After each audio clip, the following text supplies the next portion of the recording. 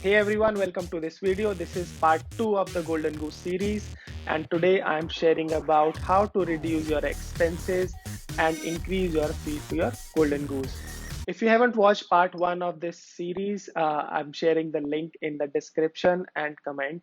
So do watch it whenever you get some time. We all have intention about saving more money, but our expenses become so big that we are not able to save as much as we want to. And today I want to share few tips on how to reduce your expenses. So my first tip is switch to debit card. We all love credit card because it comes with a lot of good offers, a lot of good points. But to avail those offers and to get those points, we end up spending more on our credit cards. In my opinion, best way is to switch to the use of debit card instead of credit card and keep a fixed amount of money in your account so that you can monitor your spending whenever you're using your debit card for any purchase.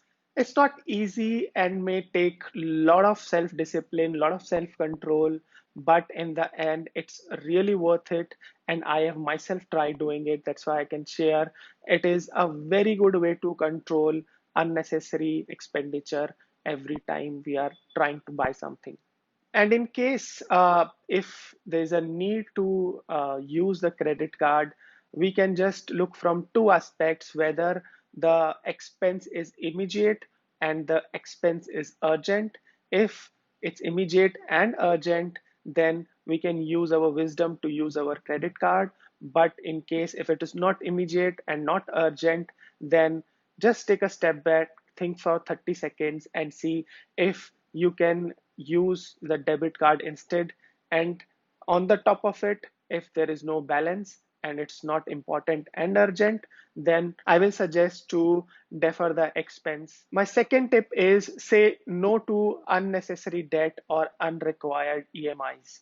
So these days there are a lot of online offers which comes with 0% EMI, lucrative cashback offers and other schemes. And these offers look so tempting and so attractive that we end up buying things which we don't require. And these offers are impacting consumer behavior so much so that people are buying mobile, TV, fridge, AC, etc. on EMIs. And because it's an attractive offer, people are upgrading more frequently. And before we know, we already become part of EMI trap. So one super hack from my side is if you want to buy something, just see if there's a 50 to 75% amount available to buy that. And if the answer is yes, and there's a requirement, then go for it. If the answer is no, either wait or go for a lower price option. My third tip is current lifestyle versus future comfort. So we all are now used to some specific brand or buying from some specific outlet, which is more related to our current lifestyle. But at the same time, we are cutting down on our saving and investment, which will give us the future comfort. So opting for any specific brand or buying from the specific outlet, we end up paying more money than required or than the actual value or worth of the product. And instead of going for that instant gratification, let's really think if we can become brand agnostic, and with that we can save more money and use that money to invest for our future. And trust me, there are multiple cheaper options available if you want to look for them. And if we can just remove the tags of those specific brand and those specific outlets. In my opinion, utility should be the primary objective rather than just boost to the lifestyle. So decide wisely. And my fourth and last option here is one in, one out rule. Whenever we are buying something, we can always think about, do we have enough of that particular thing in our wardrobe? For example, if we are buying new pair of shoes or new pair of clothes, then see that if we can get rid of an old pair from our wardrobe. If the answer is no, that means there is actually no need to go for the new pair.